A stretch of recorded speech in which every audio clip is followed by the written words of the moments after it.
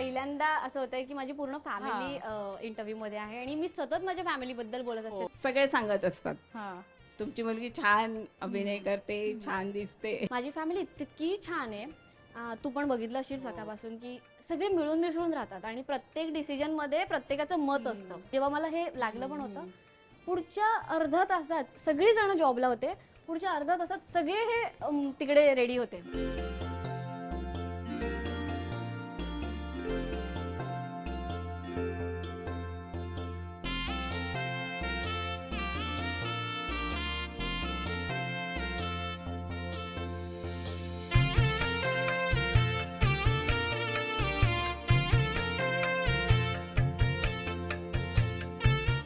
So मी आता आली आहे पालघर मधल्या केळवे गावात. खरं तर आपली जी मीरा आहे ना, तुला जपणाऱ्या मालिकेतली, तिची वास्तुशांत आज पार पडली आहे घराची आणि मला खूप भारी वाटतं की महिमासोबत आपण बऱ्याचदा गप्पा मारल्यात, पण पहिल्यांदा अख्खी फॅमिली जॉईन झाली आहे. खूप स्वागत सगळ्यांचं राजश्री मराठीमध्ये. कसे आहात? मस्त. पण सध्या सगळे थकलेत कारण का सकाळपासून पाहुणे येत आहेत, पाहुणचार करून दमलेत. पण महिमा, कॉंग्रॅच्युलेशन, सगळ्यांना कॉंग्रॅच्युलेशन. खूप सुंदर घर आहे आणि मी पहिल्यांदा केळव्यात येते. म्हणजे केळवा बीच आम्ही ऐकलं होतं, पण इथे पहिल्यांदा येते. सो महिमा, काय सांगशील? आज पहिल्यांदा सगळी फॅमिली इंटरव्ह्यू मध्ये इन झाली आहे, कसं वाटतंय? पहिला इंटरव्ह्यू की ऑलरेडी झालाय कधी? नाही. करेक्ट बोललीस. पहिल्यांदा असं होतंय की माझी पूर्ण फॅमिली इंटरव्ह्यू मध्ये आहे आणि मी सतत माझ्या फॅमिली बद्दल बोलत असते. तू कोणताही माझा इंटरव्ह्यू बघशील तर मला खूप छान वाटतं की आज तेच स्वतःबद्दल सांगतील किंवा माझ्याबद्दल बोलतील. मी त्यांच्याबद्दल सतत नेहमी खूप बोलत असते, कारण मी आज जिथे पण आहे किंवा तू जिथपर्यंत म्हणजे मी मीरा म्हणून जे आता तू इथे अवॉर्ड्स बघत असशील, सो इथपर्यंत पोहोचण्याचे सगळे श्रेय मी ह्या सगळ्यांनाच देते.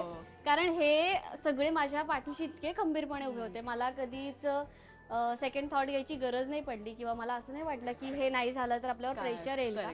सतत ते पाठीशी असल्यामुळे होत होतं. सो म्हणून आई बाबा कधी वाटलं होतं महिमा या फील्ड मध्ये जाईल, म्हणजे अभिनेत्री होईल? मलाही माहित नव्हतं की महिमा असं काय करू शकते असं. पण जेव्हा तिथं मी काही बघितलं ऍक्टिंग्स मध्ये, तेव्हा मला वाटलं की महिमा जाऊ शकते असं. पण सुरुवात कुठनं झाली होती? म्हणजे इथे गावात सुद्धा काही कार्यक्रम होता? नाही, सुरुवात माझ्या ना, मी LIC ऑफ इंडियाचं काम करतोय, तर त्याच्या एका फंक्शनसाठी ती आली होती माझे फोटो काढण्यासाठी. आणि त्यावेळेला मग इन्शुरन्स कसा विकावा याच्यावरती लोक लेक्चर देत होते आणि खूप समजावून सुद्धा लोकांना समजत नव्हतं.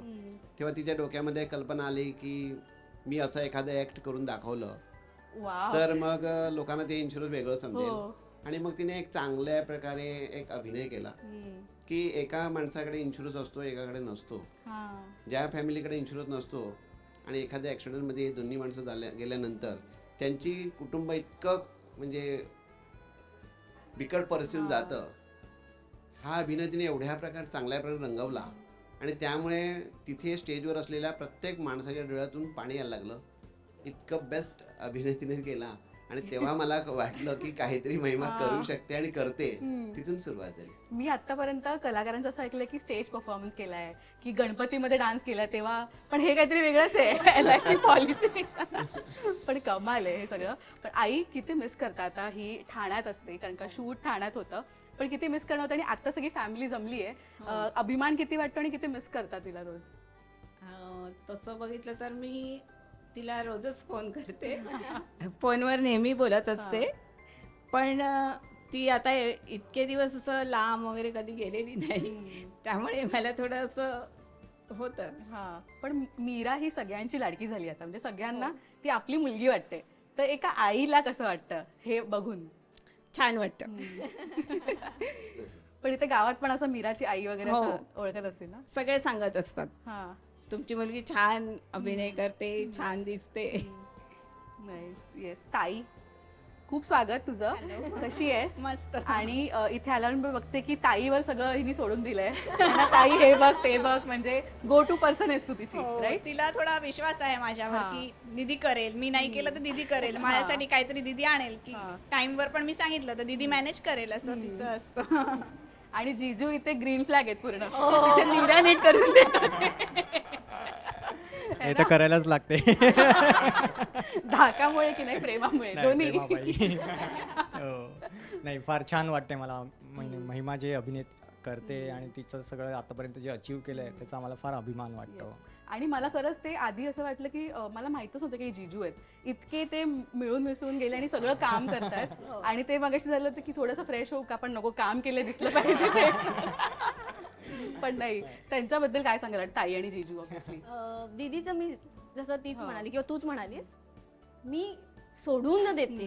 कारण आता आज सुद्धा मी जो हा गेटअप केलाय, ऑनेस्टली सांगायचं तर माझी काहीच तयारी नव्हती. कारण आमचं तुला तर माहिती असतं की लास्ट डेट पर्यंत आमचं शूट असतं. आज सुट्टी घेतली आहे म्हणून मी इथे आहे. सो मी फक्त साडी घेतली होती, त्याच्यावरती ज्वेलरी काय घालायची मला माहित नव्हतं. मी म्हटलं दीदी माझ्याकडे काहीच नाहीये, तू काही आण, मला माहित नाही, माझं अरेंज झालं पाहिजे. आणि तिने त्याच प्रकारे मी हे सगळं जे पण घातलंय ते तिचंच आहे. आणि तिनेच ते आणलं. मी ठाण्यावरनं काही आणलेलं नाही, कारण माझी सगळी ज्वेलरी सगळे कपडे मी तिथे नेलेत जवळपास. आणि मग मी तिच्या भरोश्यावर आली होती. आणि अगदी तसंच मला कधी पण गरज पडली, मी खूप लकी आहे टचवूड की माझी फॅमिली इतकी छान आहे. तू पण बघितलं असेल सकाळपासून की सगळे मिळून मिसळून राहतात आणि प्रत्येक डिसिजन मध्ये प्रत्येकाचं मत असतं. आमच्याकडे असं नसतं की अरे मला असं वाटतं तर हा ठीक आहे चल फायनल, नाही, त्याच्यामध्ये 4 लोकांची मतं असतात. आणि मला वाटतं की ह्यामुळे पण खूप गोष्टी होतात. आणि जिजूंबद्दल बोलायचं झालं तर ते भावासारखे आहेत. म्हणजे मी कधीच म्हणजे मला त्यांच्याशी बोलताना कधीच कोणतं रेस्ट्रिक्शन्स नाहीत. म्हणजे मी दीदीशीच जे बोलू शकते तेच मी त्यांच्याशी बोलू शकते की जिजू ऐका ना, हे असं असं झालं, आता काय करू. सो त्याच्यावरती ते नेहमी असतात. आणि वेळ प्रसंगी कुठूनही उठून येतील माझ्यासाठी, अशी ही माणसं आहेत की मी एका फोनवरती ते माझ्यासाठी येतात. जेव्हा मला हे लागलं पण होतं, पुढच्या अर्ध्या तासात सगळी जण जॉबला होते, पुढच्या अर्ध्या तासात सगळे हे तिकडे रेडी होते. सो माझं झालं की ओके हे सगळे आलेत, सो मी आत्ता निवांत आहे. म्हणजे मी आपण कसं प्रेशराईज होतो ना, आपली माणसं बघितली की आपल्याला छान वाटतं. पुढच्या 10 मिनिटात ही होती, पुढच्या 20 मिनिटात जिजू होते, आणि नंतर ध्रुव आणि बाबांना पालघरवरून यायला वेळ लागला थोडासा. पण बाबा लगेच, आई बाबा लगेच निघून आले पालघरवरनं ठाण्याला.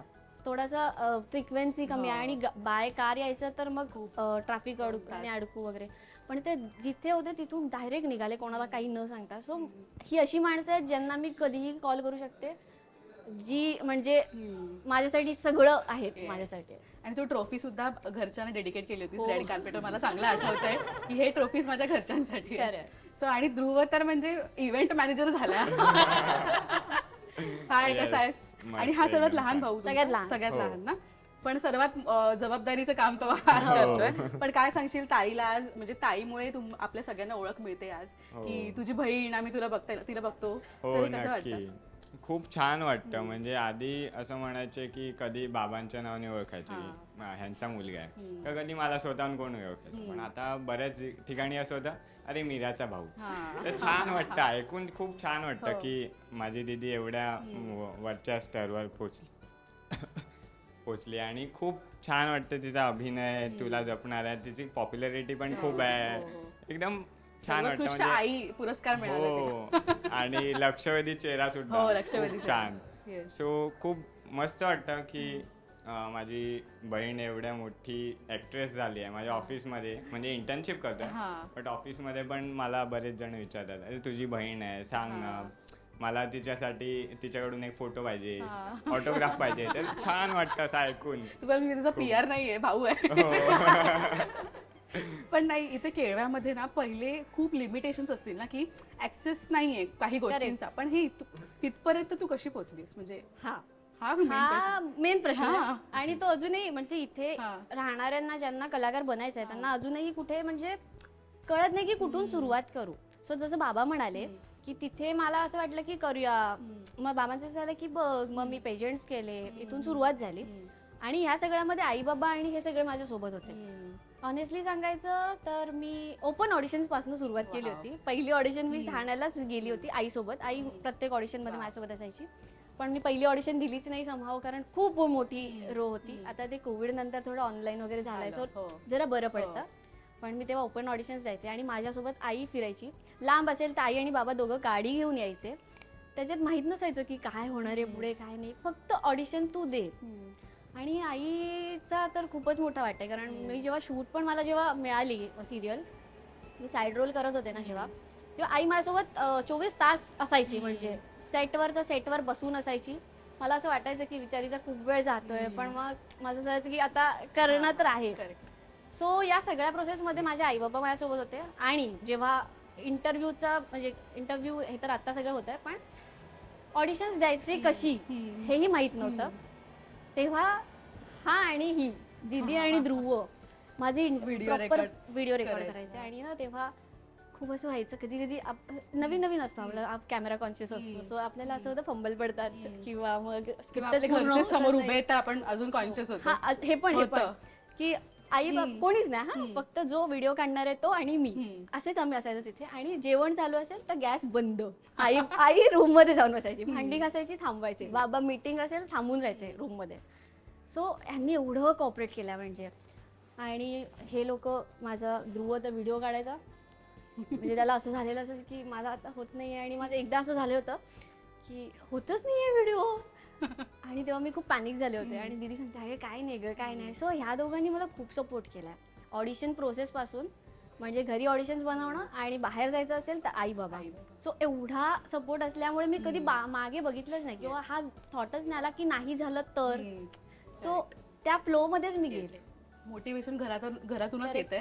पण आज इतकं छान सुंदर घर झालं आहे, ह्यात सगळ्यांचा हातभार आहे ना. सो हे स्वप्नांचं घर असं तू म्हणालीस की बाबांची अशी इच्छा होती की तुम्ही तुमच्या पद्धतीने डिझाईन करा. बाबा यामागे थॉट काय होता, आणि आता किती छान वाटतं की सगळी लोक येत आहेत, आपलं अभिनंदन करतायत, किती छान वाटतं. गावाला घर असावं असं माझी इच्छा होती. हा, पण जेव्हा घर बांधायला सुरुवात केली तेव्हा मी प्रत्येकाला सांगितलं प्रत्येकाची रूम, प्रत्येकाची चॉईस वेगवेगळी असेल आणि प्रत्येकाच्या त्याप्रमाणे थीमप्रमाणे त्या मी घर बनवलं. आणि बनवल्यानंतर मग आता वास्तुशांती करायचा मुहूर्त निघत नव्हता, तो 26 जानेवारी 26ला आपण काढला. आणि त्या निमित्ताने आमच्याकडे खूप लोक आले, म्हणजे ज्या लोकांना इन्व्हाइट केलं सर्वच लोक आले. आणि लोकांचा चांगला बंगला बघितल्यानंतर लोकांना खूप आनंद वाटला, चांगला वाटला. कारण केळवा रोडसारख्या गावामध्ये असे बंगले फार क्वचित कोणी बनवतं आणि एवढा खर्च करून कोणी करत नाही. करेक्ट. तर त्या हिशोबाने आम्ही कुठल्याही प्रकारचा विचार न करता जे लोकांना वाटलं की मला हे पाहिजे, तुला ते पाहिजे, मला ही वस्तू पाहिजे, ती वस्तू पाहिजे. सगळ्यांच्या रूम्स मी बघितलं की वेगवेगळे आहेत. हो. आणि प्रत्येक मटेरियल सुद्धा मी ब्रँडेड वापरलं, कारण घर हे आयुष्यामध्ये पुन्हा बनत नाही, पहिल्यांदाच बनते. तर त्या हिशोबाने मला खूप बरं वाटतं, खूप चांगलं वाटलं. आणि आज लोकांची गर्दी बघून तर खूपच आनंद झाला. तुम्ही सर्व आलात त्यामुळे अजून अति आनंद झाला मला. सो आणि स्टेशन इथे जवळच आहे, म्हणजे समोरून ट्रेन जाते आणि इथे घर आहे literally. So thank you so much invite केल्याबद्दल, आणि तुला ऑल द बेस्ट. आणि तुम्ही सगळे खूप गोड आहात, खरंच पहिल्यांदा भेटली मी यांना. पण आपण भेटत राहू है ना, सेटवर वगैरे, असं कुठल्या मोठ्या इव्हेंटला झीच्याच भेटू आपण. Thank you so much. Thank you, all the best. Thank you.